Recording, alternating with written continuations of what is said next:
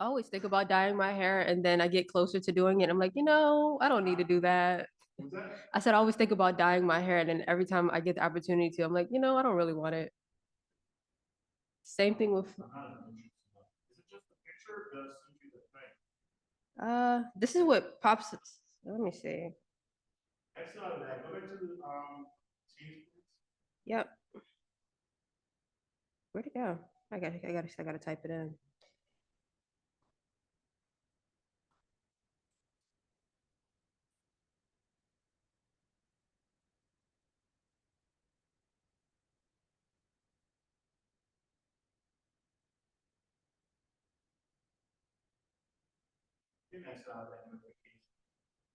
I don't know why either.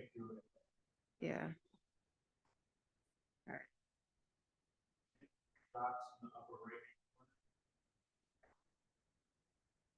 right. Okay. So just dragging it over to the desktop. Okay.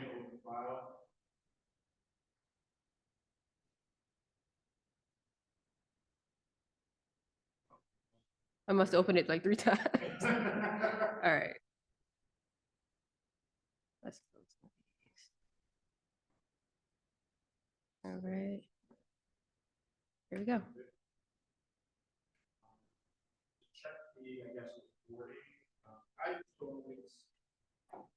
A notification did come up to say that it was being recorded.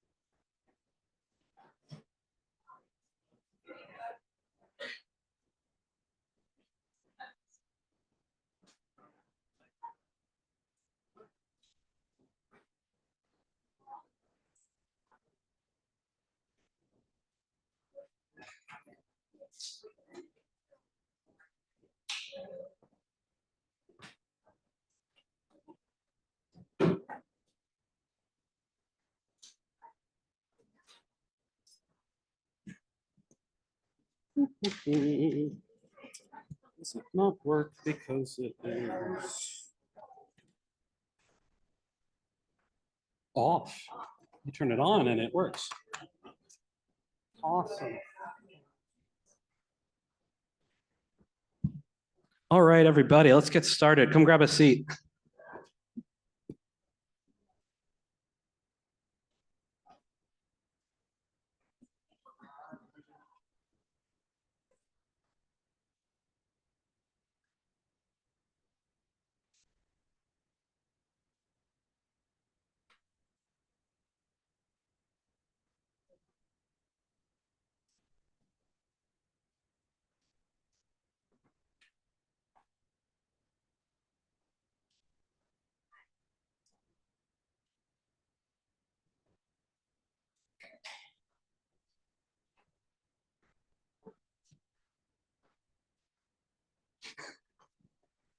All righty, welcome everybody. Welcome everyone. We are here for the April DAG monthly meeting. My name is Eli Storch, chair of the Design Advocacy Group.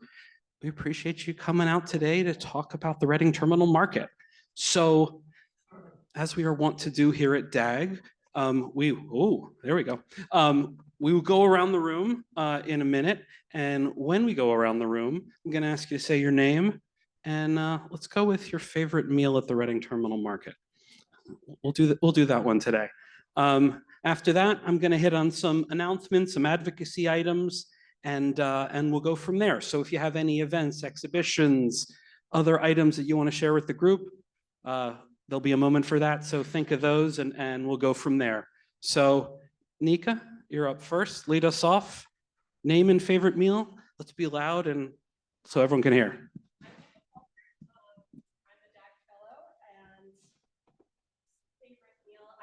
Eli at Reading Terminal Market for the first time at Downtown Diner. So they have a hash are solid. So and there's cherry jam. Go with that.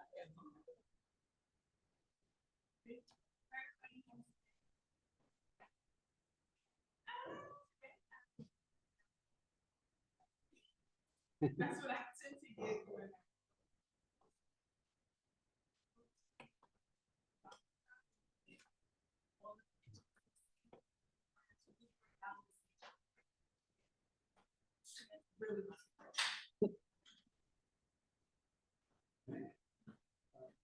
Jack Butler.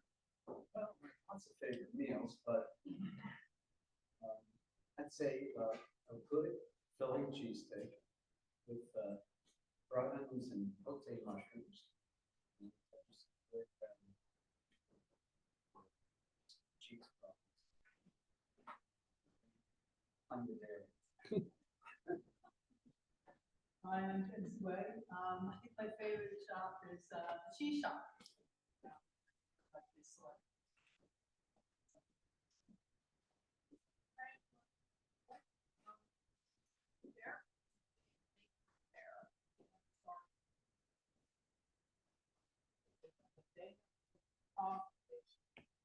Pretty much my.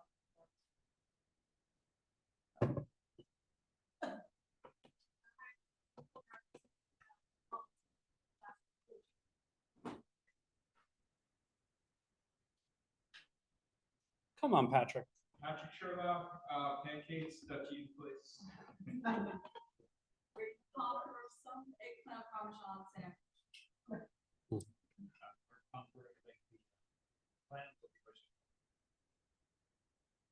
Gary Amen, don't know if it's a meal, but a donut.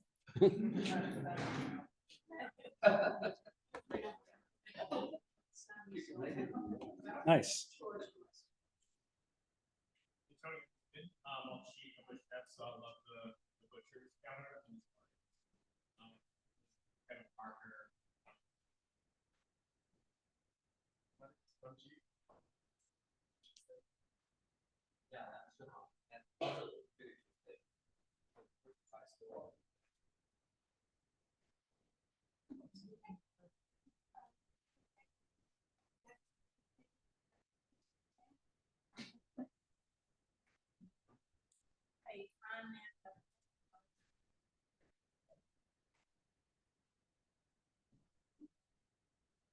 Pete Beretta,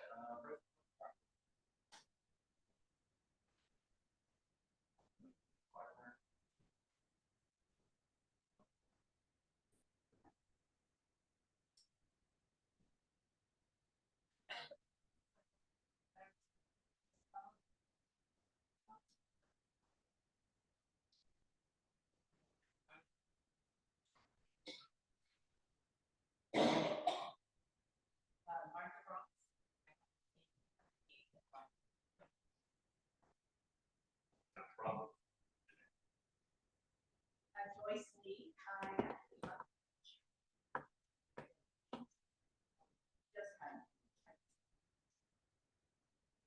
Steve Barron, my favorite place.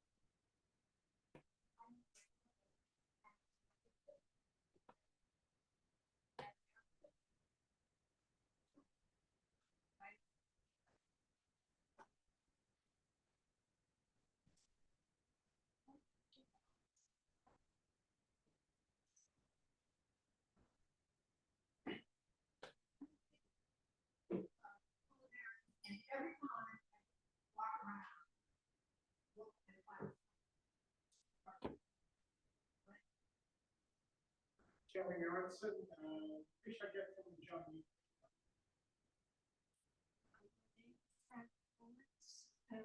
My favorite meal, donuts.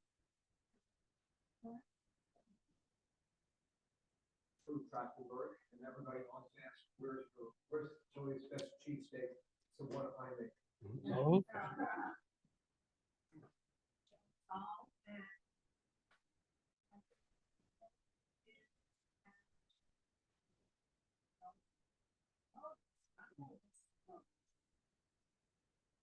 Paul Saiki, I used to get in trouble if I would answer this question. But I'd have to say the grilled salmon from the Little Thai Market. George Claflin from DAG, oyster roll, with tartar sauce. Hi everyone. Sorry, I'm involved. I would say she's supposed to send some. I'm Marcia.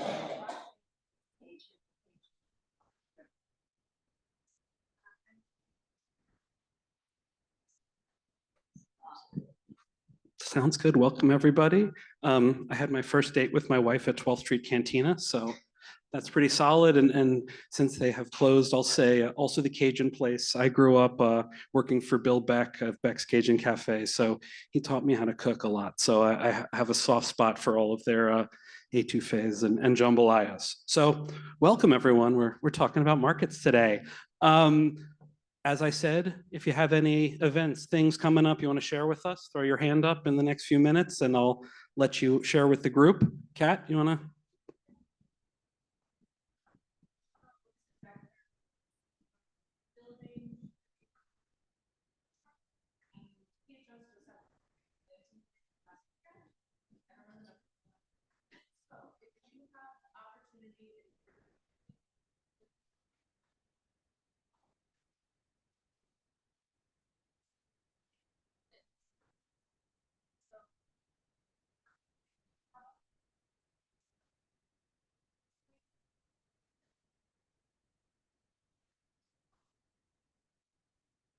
Thank you.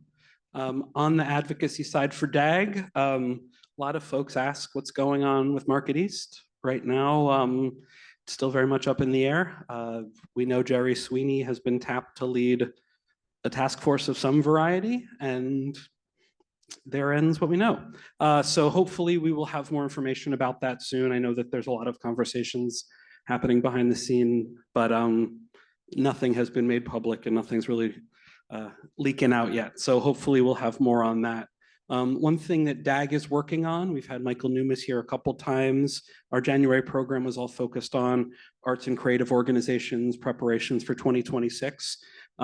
DAG is dipping our toes into supporting some activation projects on Market East during 2026. We are aggressively bothering Annie and Bree over here and how the market's going to be involved. And we're going to be sharing more about that as time goes on and we have more conversations. But if you want to get involved, if you want to learn more, please email the DAG Fellow, dagfellow@gmail.com, and we'll loop you into some of our conversations and get you involved with that. Yes. John, about one event, I am moderating a panel discussion on May 7th. Includes Jerry Sweeney, representing Market East, sort of. Carl Vanoff representing the Avenue of the Arts, Pat Rader representing the Parkway Council, and Rick from the Center City District. Information is on the Center City Business Association website. We're at the Fiddler Club on May 7th. So hopefully they'll be making some news that day. Thank you, Paul. I will be there. It should be very interesting. And a few of those people that you mentioned are ones that we're tapping as well as the Preservation Alliance. So thank you for joining us and kicking off a lot of this inspiration. So thank you. A couple other items that we're talking about in February, and then recently there were a couple of op-eds that were published about the Roundhouse and preservation of the Roundhouse. First, Diana Lind posted in Architectural Record a sort of lukewarm case for demolition of the Roundhouse. I think there were a few responses and comments, one from Paul. There were a few slightly cherry-picked facts in there that made a stronger case for demolition than certainly DAG feels, and I know the Preservation Alliance feels. And recently, Taya Wynn, who runs the Community Design Collaborative, and David Feldman, a former DAG Steering Committee member, published an op-ed in support of the Roundhouse and in support of preservation. Taya couldn't be here today. She will be here this upcoming Wednesday for our next event to say a few words about that op-ed. So hear it straight from her, and she's going to talk about why she was compelled to write the piece and why she feels strongly about the position. So that continues to be a source of discussion, especially with the mayor's housing agenda coming into focus and still no RFP for that big piece of property over there. In speaking of next Wednesday, I wanted to jump in to some upcoming DAG events. Thank you, Marcia Moss, as always, for leading the programming efforts here at DAG. So we will be back in this room. All of the events I'm about to tell you about will be on Wednesdays, and they will be here, and they will be at 5:30. So Wednesday, April 23rd, Lindsay Scanapico is going to be here talking about her work on acquiring UArts property and keeping the arts on Broad Street and on the Avenue of the Arts. which is needed and important and quite critical. So come hear from her, come ask her questions, and we're expecting a really lively discussion about that. Then May is Housing Month with DAG. So we will have on May 14th, Jamie Gauthier will be here and will bring the design and development team for the West Park project in West Philadelphia up at 44th and Market Street. They're going to be talking about reusing the existing towers, the infill densification development, and that whole process. So we'll hear from the development team. We'll hear from Ernie McHenry, one of the architecture partners, and one of the partners from Olin will be coming to speak. So that will also be a really good discussion focusing on affordable housing and housing in general. And then on May 28th, Angela Brooks, the city's new housing czar, director of all of this housing that is going to be built, renovated, and restored, will be here for a one-on-one discussion. So yeah, that's May 28th. That'll be a really interesting one. Come meet her, talk to her, ask her questions, try to drill down on some of the points in her agenda for all of this housing. And then not yet on our website, but I can now confirm June 18th, the design and the development team for 1701 Market Street, which is the old Morgan Lewis building. That's probably the most prominent office to residential conversion in the city right now, an Altera Property Group project. That whole team is going to be here to talk about what it was like to renovate that building, how that fits into the context of office to residential conversions, and sort of generally walk through the project and how these types of projects happen, especially in the denser parts of sort of the central business district. So we got a lot of good stuff coming up. As always, they're free to attend. We do record these, so if you miss them or want to share them with anybody, you can go on our website to the events page, and we post a link on each event page. So you can go to our YouTube page and get all of those videos there. So yes, that's what's going on from a programming perspective, and lots more good stuff to come. So with that, let's get into it. Judy. Later. Thank you, though. So with that, I'm going to jump right into it and introduce Annie Allman, the CEO and GM of Reading Terminal Market. Annie joined Reading Terminal Market Corporation in the middle of the pandemic, January of 2021, bringing a strong background in leading marketing, customer service, and operations for casino, resort, and racing properties across the US. She's focused on bringing a welcoming environment for merchants and shoppers, and bringing in multiple new merchants and recruiting a new management team. There's a lot to do. There's a lot to do in sharing the nonprofit status of the organization, which she'll share a good amount with tonight, and also handling a lot of deferred maintenance and making sure that building is up to snuff and functioning. As a fun fact, Annie is a third-generation Alaskan who came to Philadelphia to attend Penn and is now one of our own. So Annie, thank you for coming to DAG, and please take it away.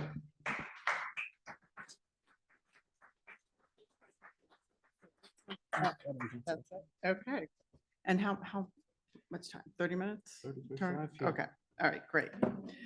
Well, thank you so much for having me. And I'd like to also introduce Brianna Bello. Brianna is a native Philadelphian and is finishing up her master's at Penn School Design in Urban Planning and Community Development. And we've been fortunate enough to pull her into the nexus of the market for about the last year and a half. And I'm hoping to find funding to keep Bree around a while longer. So, and she'd love to network with all of you. So thank you for having us here tonight. Yeah. And there's plants here, which I didn't expect. So Paul Stanky, former GM from the Reading Terminal Market. I just slid him $20 and said, keep quiet. I just discovered my youngest daughter's godmother's husband is in the audience, so that's random. And a few more. But anyway, I was invited by Eli and the team to talk about, and I'm not good at standing still, so hopefully everyone can hear me, about our strategic planning process and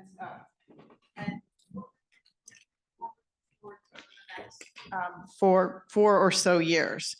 And so the title of or what we're positioning our strategic plan is Feeding Philadelphia's Heart and Soul.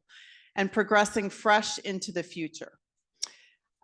Tonight, I'll go through a little bit of the market background. Obviously, almost all of you are fans. That's wonderful. I want to talk a little bit about who we are as a nonprofit, a review of the strategic plan process, what we're prioritizing over the next 5 years. And then really, we'd like to get your input and advice and throw out some design questions and things that we're struggling with and some opportunities to hopefully get some DAG participation. So start with a great quote. Nowhere is Philadelphia's cultural melting pot more apparent than at Reading Terminal Market. It's a United Nations of food. This was a quote from a recent National Geographic article. Been written about, studied about, very famous sociologist, anthropologist, cultural anthropologist, Dr. Elijah Anderson. And his book had written that we're a space where diverse people, regardless of background, interact and feel comfortable, fostering a sense of civility and tolerance. And this was written, gosh, about 20 years ago at this point, 2011. And I just think the relevance of a public space like the market is no more apparent now, post-pandemic, and the ability to bring people together for real in-person, organic relationship building, and certainly in today's political climate. Just a quick shot of all the colors and views, and I couldn't get the smell-o-rama of the market. Bree had pulled some nice, and many of you, and Nan Gutterman, who's here, has worked on the market for many years and knows way more about the structurally than I ever will. But a scene from probably the late 1800s, I don't know if it's dated, but right, turn of the century, right around when it was built. And you can see that's Market Street, the entrance to the head house, the train shed.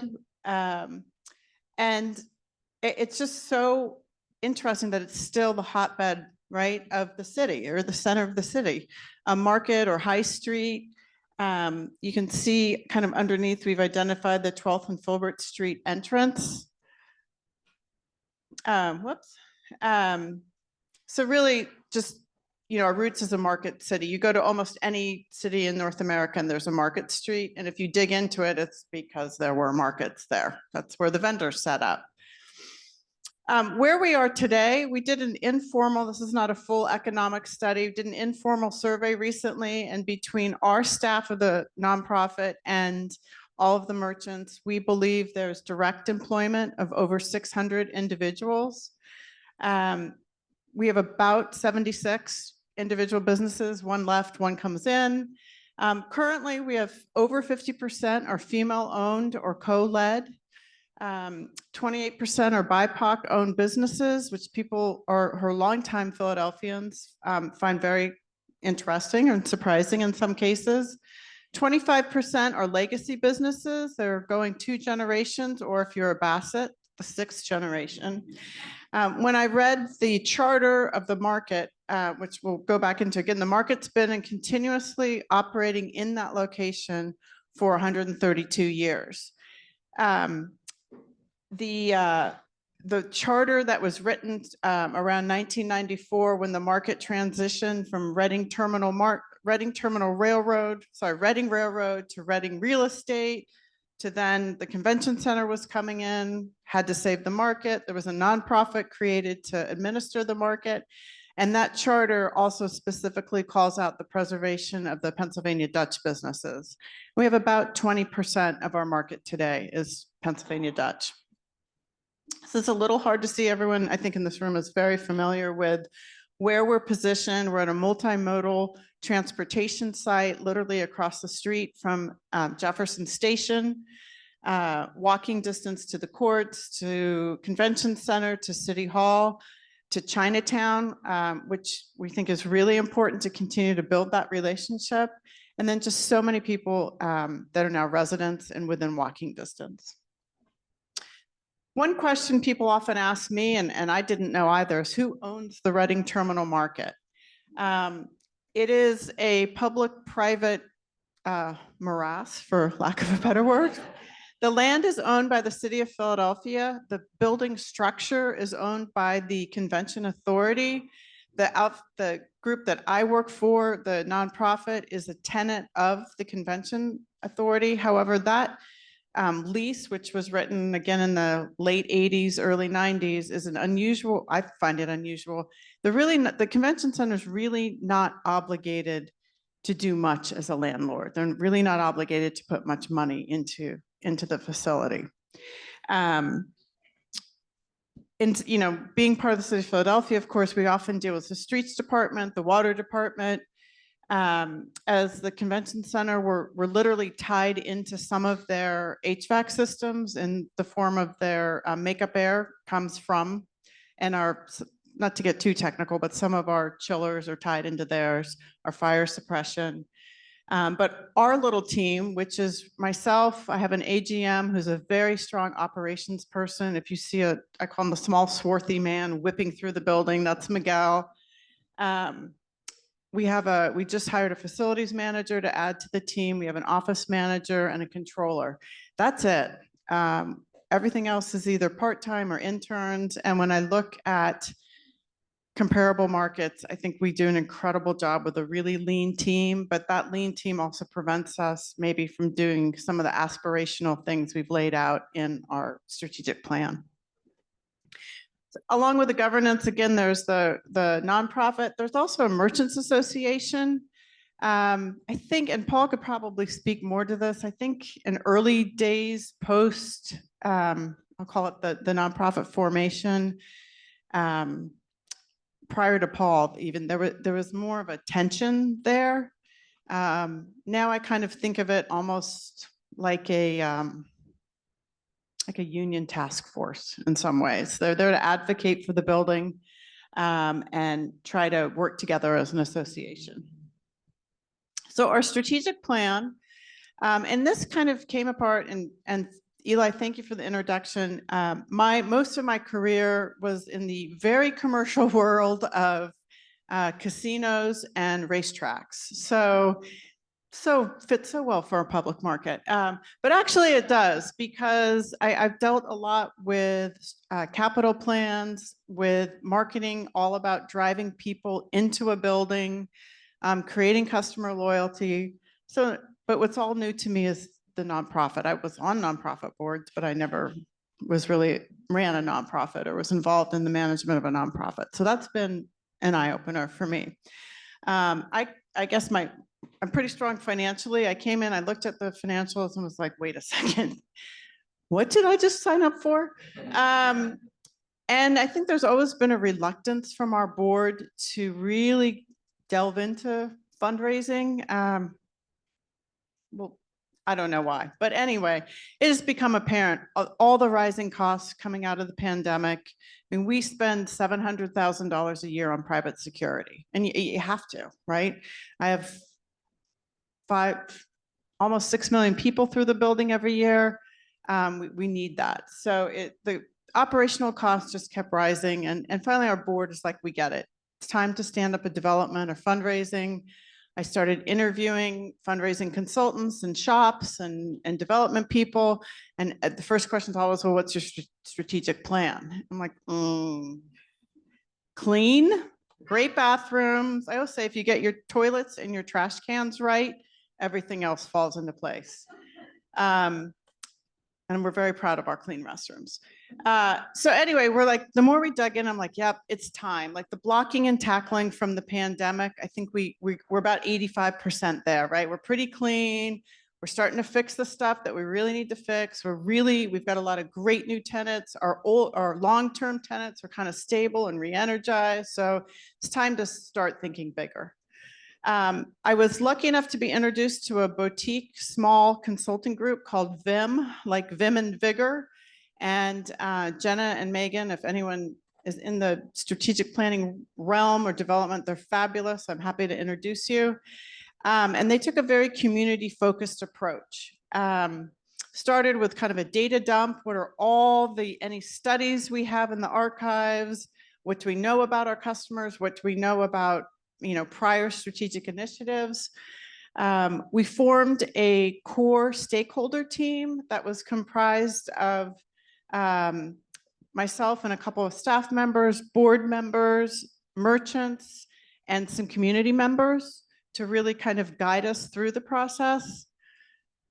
We did 35 stakeholder interviews, which was everyone from Jeff Brown at, talking from the grocery business to people that lead markets in other cities. So like it was a very big cross section. And then we also set up affinity groups, or I call them small group meetings, but I paid for it, so it's an affinity. But it was, we interviewed some round tables of, we had young, you'll help me remember, it was young friends of the market, merchants, a design group, food advocacy, food systems, food insecurity. Go to the notes. Can't remember who.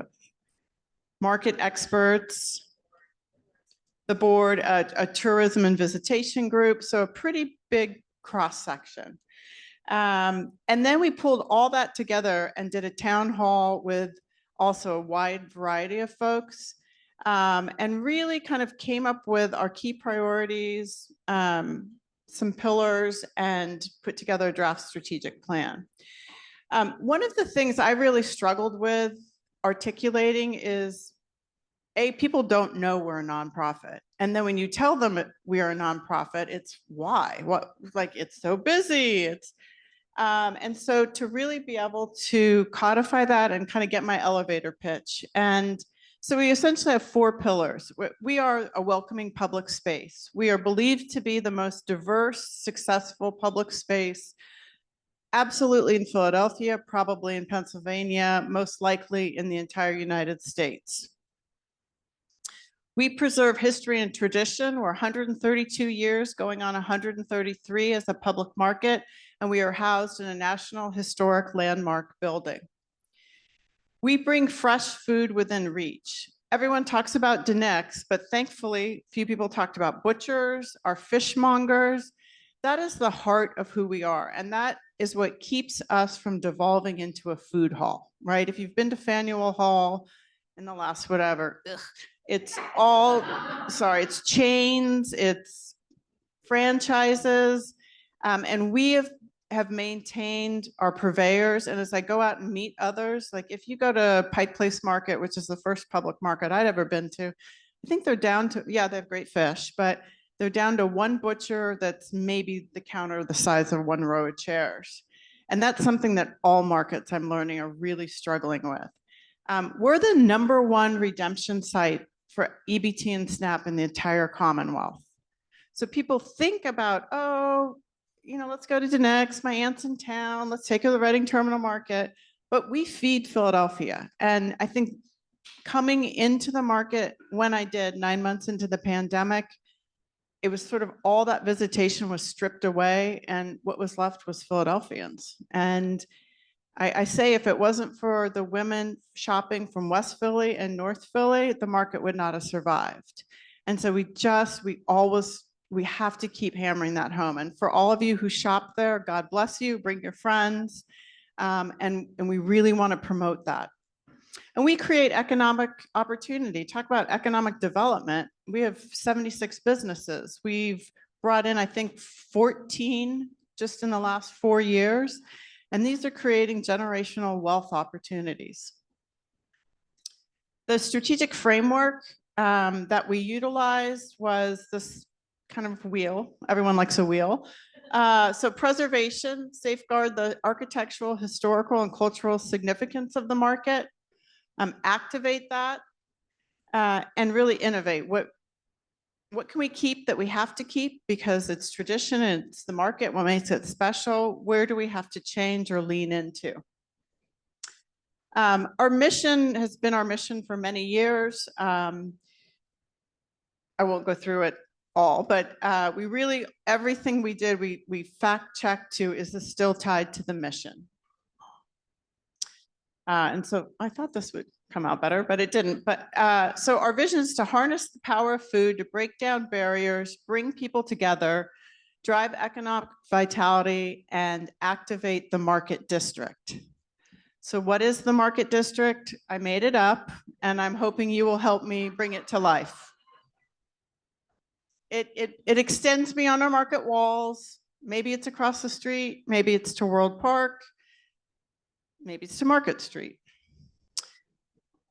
Priorities, we sort of grouped our priorities, and this is where people much cleverer than I am, into 3 buckets: Philly love and loyalty, increasing market share, nice pun, and strong from the inside out.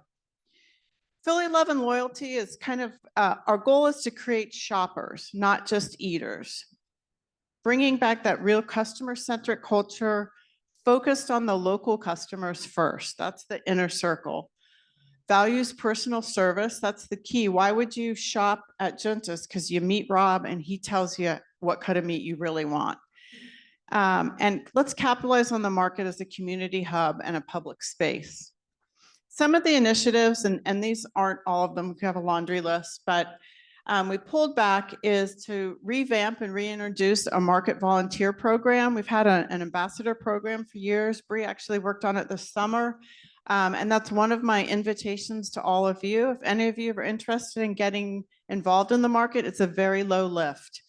Come sign up, we'll run you through some training, and then you just come out and hang out on the market floor and help customers find their way.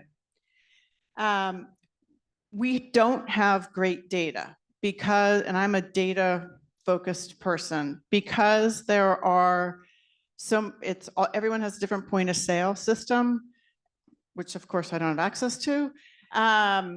So we really are trying to build some ways of capturing data and helping inform our marketing.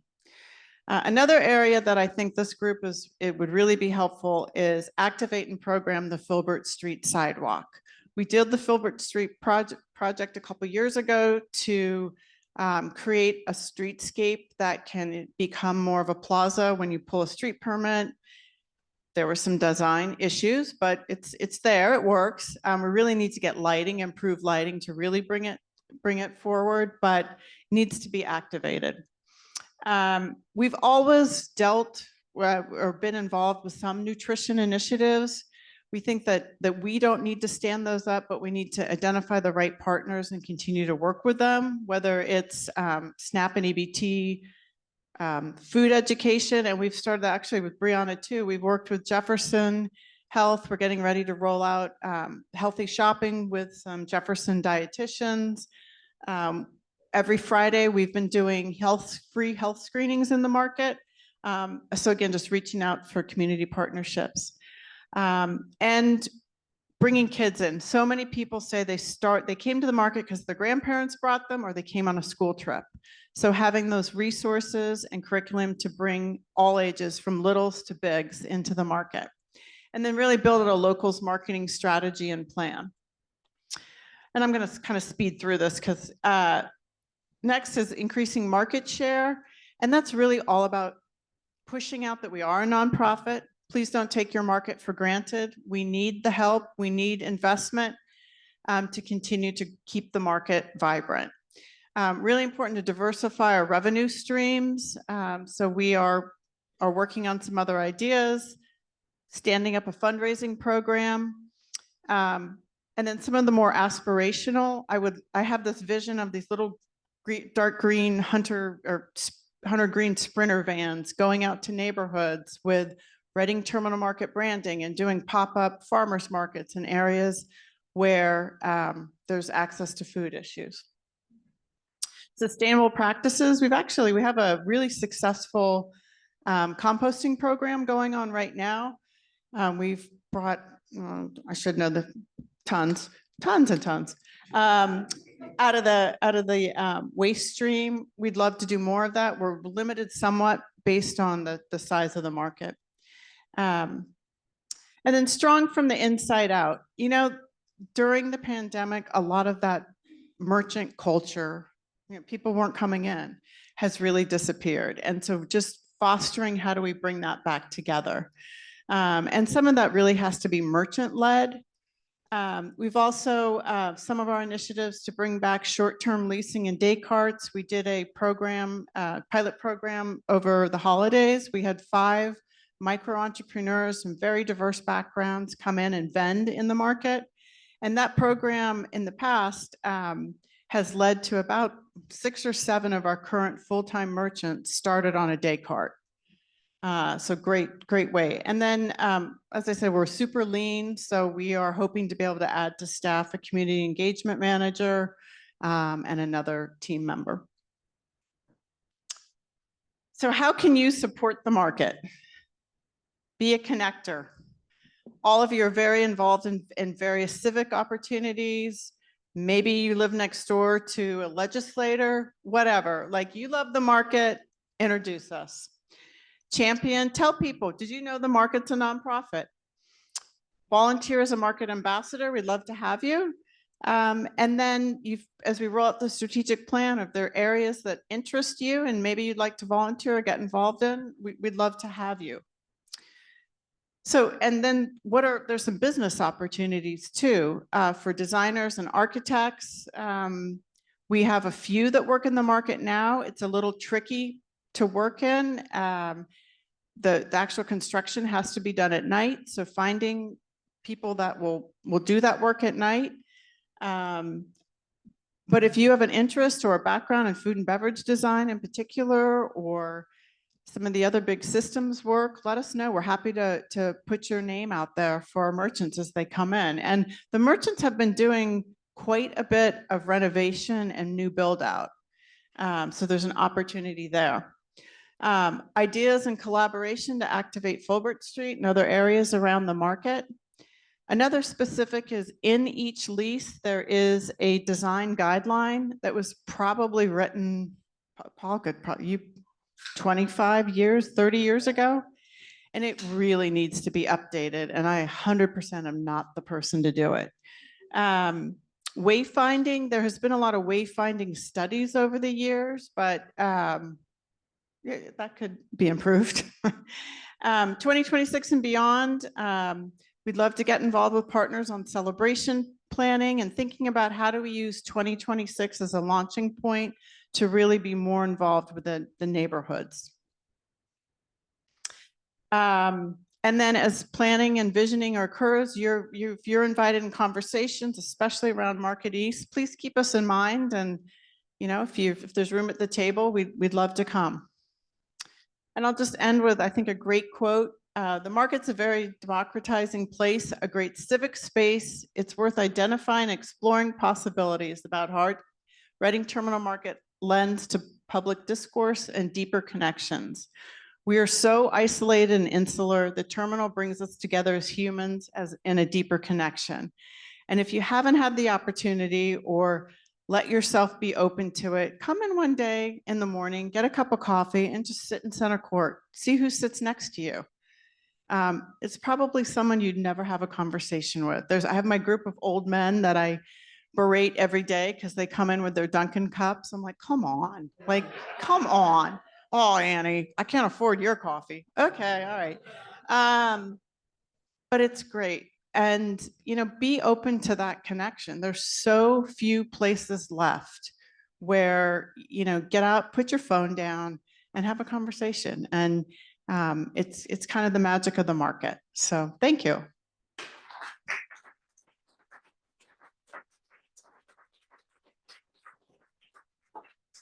I'm happy to answer questions or. Hello, Antonio here.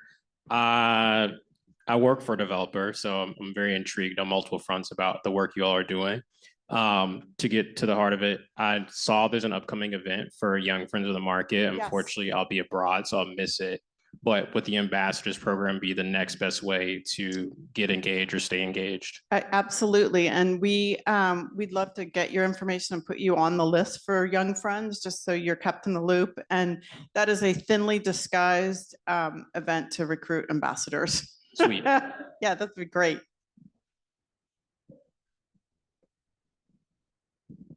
What role does music play? I remember many times being there, and Yeah. I don't know if there are volunteers that can just sit and play at the piano. I know it's kept locked, and there was a So noon yeah, group. so we don't have the piano there anymore. And we have brought back music here and there. We don't have a robust program now. We'd like to do more. Part of the problem, good and bad, is that especially on the weekends, we're so crowded that carving out a space for that has been tough. We'd love to do more around the market.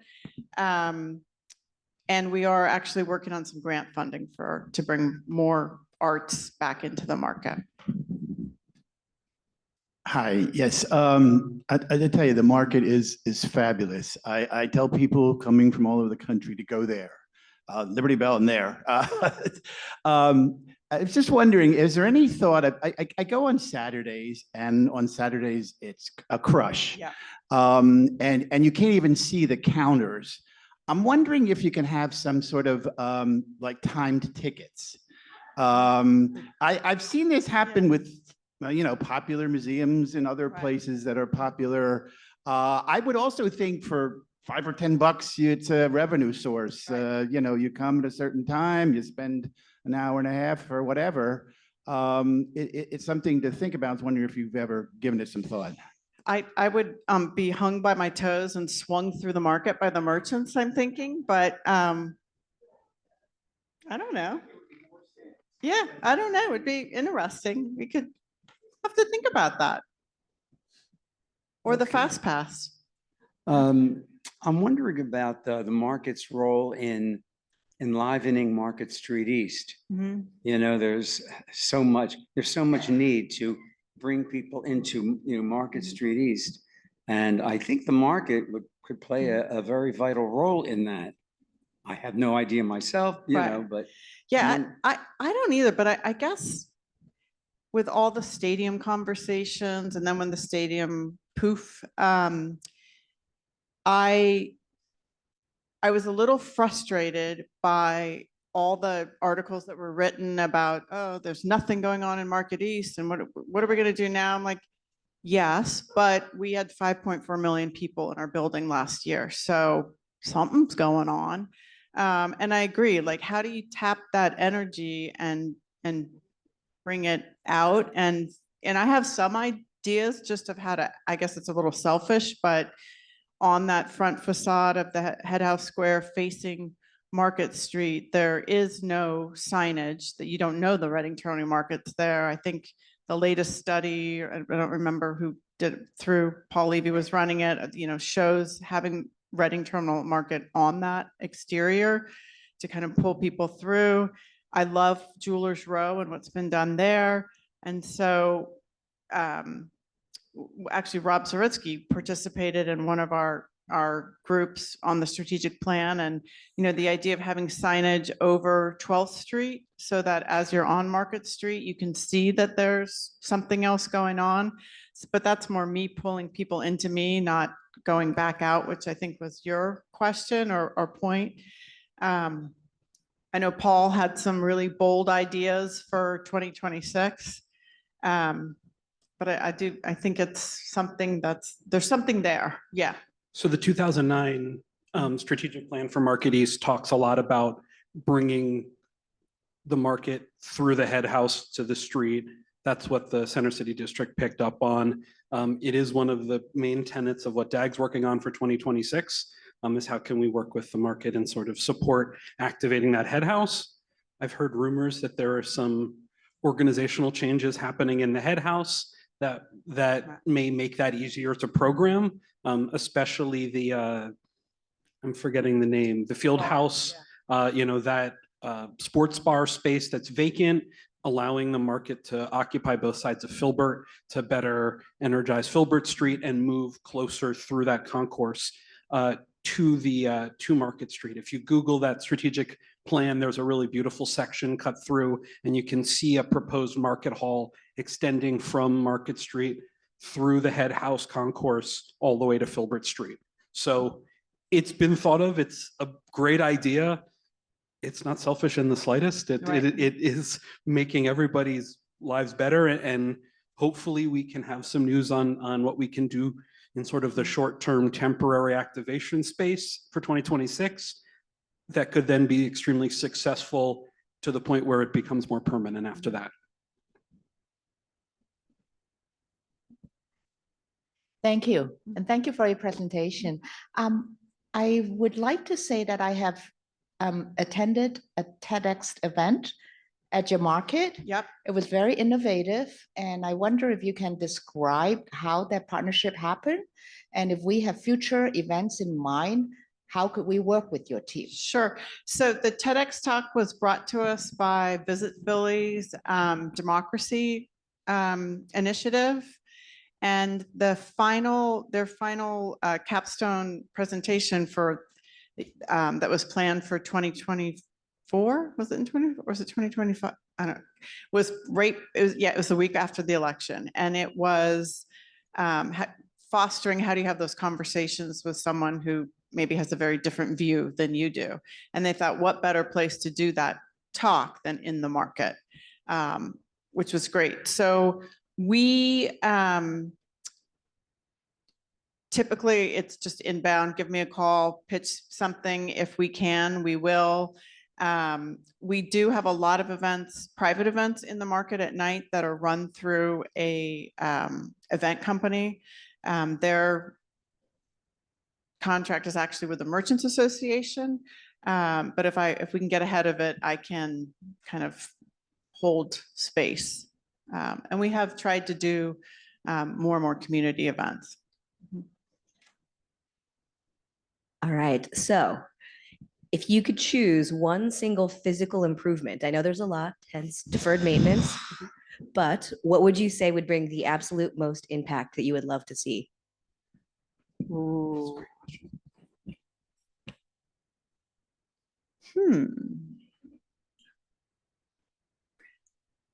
On an infrastructure basis, I would love to fix my hot water issue so that it was counting on. I would love to not have exploding pipes every Saturday. That would be so awesome. I think I would love an enhanced sound system. So to your point, to be able to even put great music overhead in the market, and wayfinding probably. And then my other thing is our floors are in really bad condition in many places, and Nan's tried to help me think about how I could do that, but fixing the floors probably. I want to support what Eli said before about the connection to Market Street. Very important, and hopefully Dad can help on that. I want to ask a question about what I call the catacombs, the basement. Yeah. It's a lot of space. It was originally a giant refrigerated warehouse that the Reading Company created because they distributed food out on the train system. Are there opportunities there for public access to that space, or other kinds of ways that it would support the market's activities? So it is, and maybe I can do a behind the scenes tour one day, but it is full. The basement is dry storage, cold storage, systems, switch gears, all of that down there. And there's almost no space left. But it is, you're right, it is the catacombs, and there is an area that, and I always tell people if there's an Armageddon or whatever, I'm going to the basement of the market. And if you look, the steel that holds up that building is incredible. The walls are so thick, and there's unlimited food and drink there. So that's where I'll be in the zombie apocalypse. Thank you for your presentation. I have a question about how you're able to maintain a consistent, strong customer service culture from every one of the merchant staff. I've found people to be very friendly in general, but I don't assume you leave that up to the individual merchants. So prior to the pandemic, there was a more concerted effort to do sort of standard training where every merchant and new employee had to go through almost a new hire orientation from the market. Unfortunately, those resources disappeared during the pandemic. And I think that's one of our opportunities is to tighten that up a bit. But what I've learned over the last 4 years, it's imperative to choose merchants who are owner operators, who the owners will be there. In a few cases I've missed, and I've brought people in who said that, but then they weren't there. They think their hourly employee is going to care about their business as much as they do. So I think it comes from having owner operators on site as much as possible. And then I think once someone comes into the market, it's a little bit of this ethos of you get that. And then I've really tried, in my casino life, I had 2,500, 400, 4,000 employees. Like I was always all shifts, and it was always all about how you can create that culture of that everyone understands where the ship's sailing and how to sail the ship. So we've started doing a little more pulling in, I call them the market kids, many of them who are not kids, but have worked in the market for a long time, that are employees of merchants who really have great pride in being part of the market, and started doing some evening events just for them, just to build that culture. And there's a little bit of self-selection too, like they'll rat each other out. They'll say, like, you need to go talk to so-and-so at that counter. They've got a nasty attitude, and that's not who we are at the market. I'm like, okay, okay. So there's a lot of that. There's a strong culture that just needs, I think, some rebuilding still from coming out of the pandemic. So I had a bunch of aspirational questions for you, but then was kind of gobsmacked by just the size of your staff. Yeah. So how does that compare with peer markets? I had the chance to go to Lawrence Market in Toronto, which is they have amazing. Yeah. And a really nice program there. And funded by the city. But, exactly. So let me get on that tangent. You have the mic, so go nuts. But yeah, how does your staff compare to Finley Market in Ohio, which is kind of what we all look to in Cincinnati? They do it. They have everything we want, right? They have an incubator program, and they have a test kitchen, and I'm like, well, how many people do you have? Are you from? Yeah, and I've not been out there, but they're just, everything they do is awesome. And they have 100 people on staff. So yeah, Toronto, I mean, we're 10% maybe of a lot of other markets. So like we have these great aspirations, and people are like, well, you haven't gotten back to me. Well, so yeah, we need to, that's part of fundraising, so that we can have a community engagement manager, so that we can do some of these great things that we really aspire to do. Thanks again for the presentation. I love the market. Just a question. Is there any thought, like the hours are not that late at the end of the day? Yeah. Is there any possibility for expansion? So you might have like a Friday night lights or something like that every so often. So I think, so that has come up through all the GMs, and Paul has been kind enough to be a resource for me, Anuj Gupta. And so we all kind of stick together. They say it's the job, once you've had it, you don't get out of it. And I think Anuj was almost eviscerated over trying to expand the hours. I think we can get away with maybe one night a month, or doing some night markets in conjunction maybe with Chinatown when they do their night markets. But when you think about the owner operator, I've got 20 to 25% of my market who starts their day at 3 a.m. in Lancaster and comes down, and it's really hard for them even to be 8 to 6. And then, the market went to 7 days a week over the last decade, I guess. So it's just to keep that owner operator and really keep that true market. It's really hard to also say, can you stay open later? So, but it's always discussed. Thank you for your presentation. Excuse me. I'm at the market probably 5 or 6 days a week, because I can only carry one bag with my cane. But I think the market's overwhelmed with success. It's hard to get through the aisles. It's hard to get in line to get something. Maybe you need to take over the Marriott Hotel ground floor or something.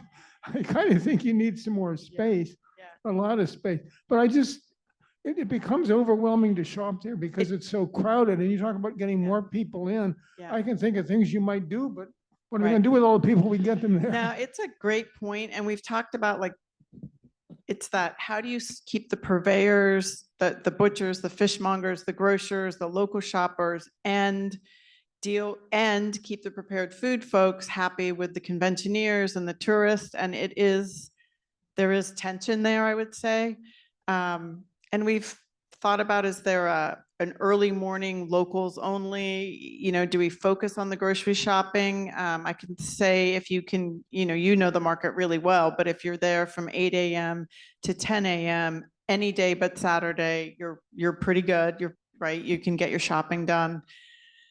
But it is like, at some point you become a victim of your own success a little bit. Thanks, Annie. Question. I didn't know it was a nonprofit, Right. but here's an opportunity that all the many nonprofits I've worked with over my career and many other people here, they have friends groups, not just for young people, but friends who basically they connect as staff, they can do your fundraising, they produce events, blah, blah, blah, blah. So have you considered a Friends of RTM? So interesting you say, I might have to steal that sound clip and play it for people. There is another group called the Reading Terminal Market Preservation Group, which they were a fundraising entity back 30, 40 years ago when there was a real risk of the market going under, and they still exist. A lot of the folks are from Society Hill, Old City area.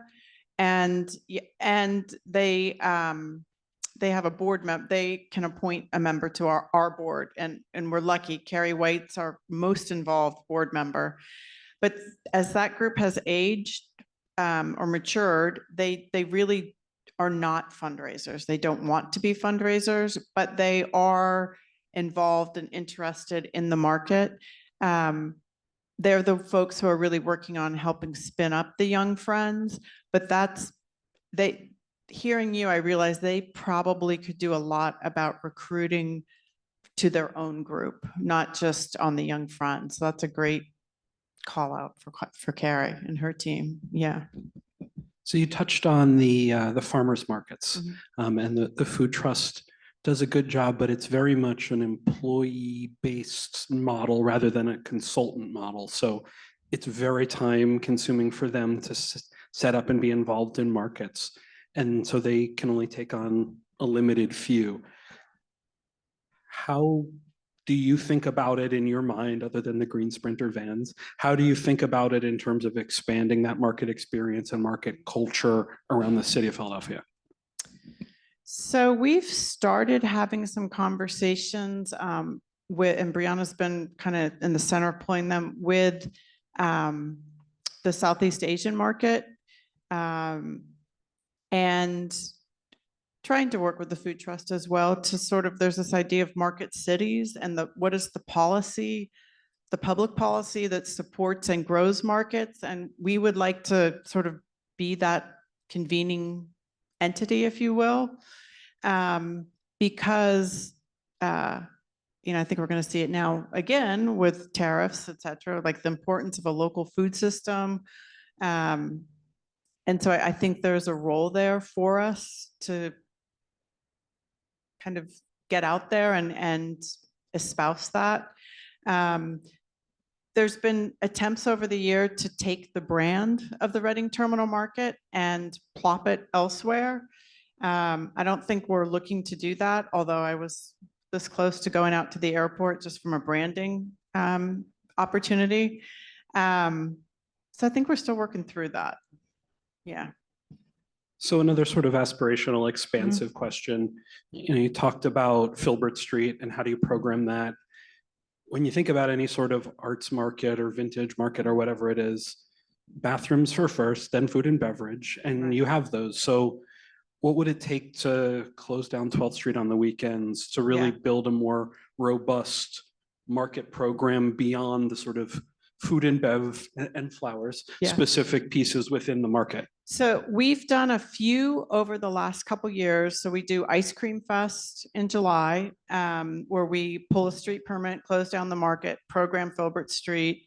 And it's sort of inside and outside the market. We've done Harvest Fest, we've done that as well. And then we do it for our big fundraiser. And we love doing it, would love to do more. What we've realized is the cost between pulling a permit, cleaning the street, hiring security, et cetera, lights, some amount of programming or to support that, it's about $20,000 minimum. And we'd love to do more of it. We'd submitted a grant application to the William Penn Foundation. Unfortunately, it wasn't picked up. If you happen to know anybody at William Penn Fund, please remind them we are public space. That got lost. So I think it's honestly, it's funding and partnerships. And then what we manage in the market is our purveyors, especially those along Filbert Street, are like, don't close the street. That's where everyone parks and runs in and buys. But I think for, one day a week or the weekend, we certainly could. And that's, how great would that be to have that as a pedestrian thoroughfare? And when you mentioned the arts and the vintage fleas and all that, I keep eyeing up across the street from us. I know that you mentioned you all don't necessarily collect a lot of data, but how are you preparing, if you are, for the changes that are coming to SEPTA? Do you know how many people are traveling? For example, you just mentioned the parking spots outside, which are few. I would assume a lot of people are coming on foot or via public transit. Yeah, and the data that we do have, which probably goes back Paul's time or news time, it was about a third, and a third. It was a third public transportation, a third walk up, a third park and shop. And, I'm like, how many existential threats can we have in 4 years? But here we go again. So yeah, my God, my team can't come to work. My shoppers can't get in. It's catastrophic. Can't end on that. So. Bummer. We talked about ambassadors. We talked about how people can get involved. Annie's cards are up here. So if you want to follow up and do any other follow-up with that, I will say DAG is meeting with the group called Craft Now, who contains a bunch of crafters and various, the clay studio, the wood turning studio, a bunch of other folks as potential partners for 2026. And so that's an interesting one to see if we can maybe weave that into some of the thinking, because it's a tremendous resource and asset to the city. And I really appreciate you both coming out tonight and sharing with us, and however we can support you, we will. So thank you very much. Yeah, thanks. We really appreciate it.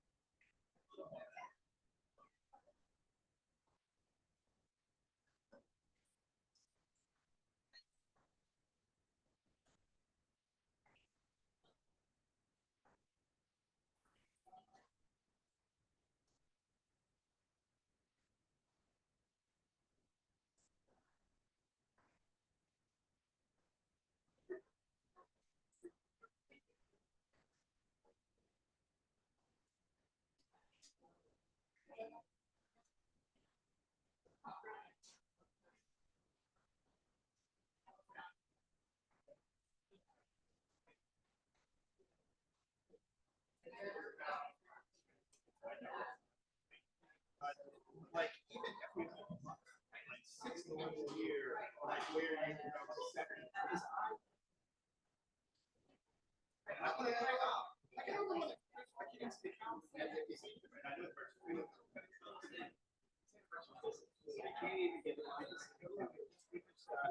Program, you know, see how it works. It works, you know, it's just kind of like, because I would love to show you more, but.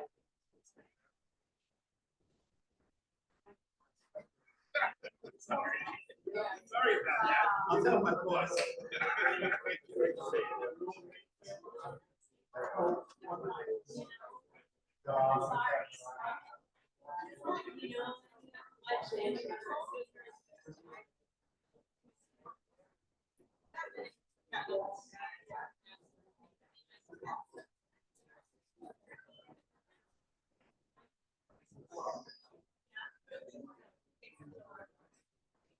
It's a Frank, passed away, and David, David.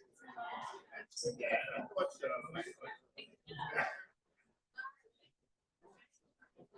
yes, yes, yes.